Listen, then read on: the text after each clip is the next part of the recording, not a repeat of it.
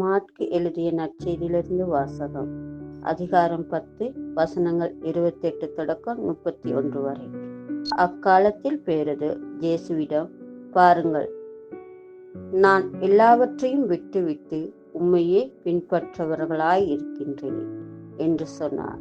அதற்கு இயேசு, உறுதியாக உங்களுக்கு சொல்லுகின்றேன், என் பொருட்டு, நற்செய்தியின் பொருட்டு வீடுகளையோ சகோதரர்களையோ சகோதரிகளையோ தாயையோ தந்தையையோ பிள்ளைகளையோ நிலப்புலன்களையோ விட்டுவிட்டு எவரும் இன்மையில் 100 மடங்கு வீடுகளையோ சகோதரர்களையோ சகோதரிகளையோ தாயும் நிலப்புலன்களையோ இவற்றோடு கூட இன்னங்களையும் மறுமையில் நிலைவாழ்வு பெறலார் போகார்.